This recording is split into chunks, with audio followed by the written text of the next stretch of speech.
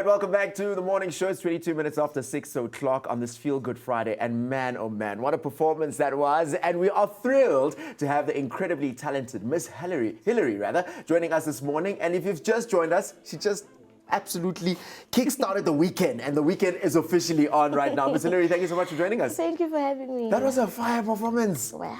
Yay! You just like, it's Friday morning. It's nothing, really. Thank you so much for joining us. Thank you. I'm so excited to be chatting to you. Last week, Friday, you released your debut EP. Yay. Oh man, how's it feel? It's been a week. It feels really good. Yeah. I'm still pinching myself. Yeah. Is this real? Is this, But is this really happening? Yeah. You know what's really amazing is how much you've covered at your young age and how much you've done. I mean, you are a triple threat holder in terms of majoring in, I want to make sure that I read it right because I don't want to do this wrong. You have also a triple major in politics, philosophy, and economics. Ma'am. Hi. So where did music start? If this is where you ended up one side and the other side you're deep in music. Well, music started in high school. It was like choir. I was an extramural girl. So dancing, choir, speech skills, public speaking, I was there, but I always had time for entertainment. I think I'm just like an entertainer, all-round entertainer. Yeah. Yeah. And it didn't end with my triple major. Okay, please add on to the list. Let me, I needed to make sure to read right, and now I'm being corrected. Please tell me the rest. I just recently graduated for a postgraduate in management. Oh, wow, so congratulations. Hi. Oh, yeah, Thank you. please. It's Miss Hilary to you. Yes. And I mean, what you've also managed to achieve in the last couple of years, I mean, you've worked with Shoma Joyce, you've worked with Rich Nisi with these collections, Spring, Summer 2021. You know, when you look at what you've achieved up until this point, what does it say to you in terms of the future and what's possible? It just shows me that there's always space for growth and I can definitely do more.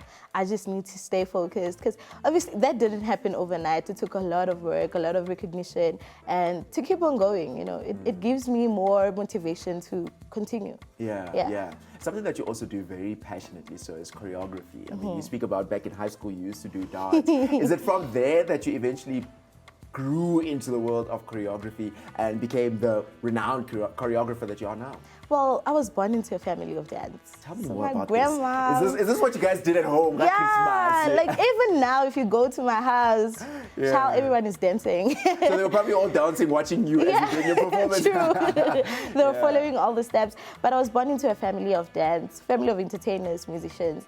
My grandmother was a dancer. My mom, my aunt. So I started dancing Shibelani professionally at 2. I know it sounds no way. But at 2 years, I already had my own Shibelani and I was already doing it. And one thing is I never looked back. So with me, I never stopped. So I guess it's in my blood. It's in your blood. Yeah. Who are some of your influences coming up, in terms of the world of dance and the world of music? Who are some artists that you looked at and you were like, one day?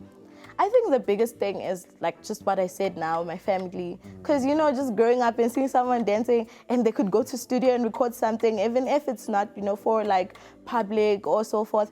But seeing them do that was like, geez, I actually want to do that, and not to like only reach other people, but to express myself. So I look up to my family a lot. Yeah.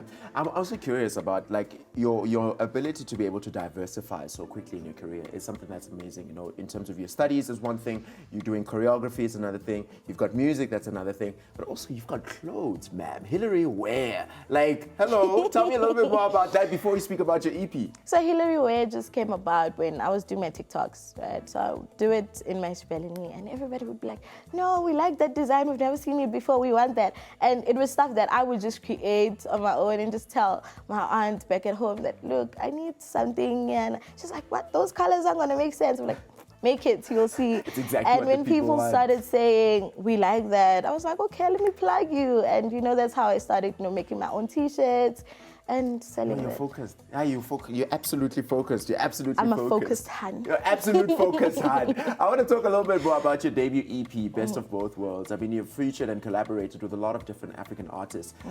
How do you actually choose who you collaborate with? Like, because collaboration is something so personal because you welcome them into your space. How do you go around collaboration? I think just knowing that the brands are in alignment.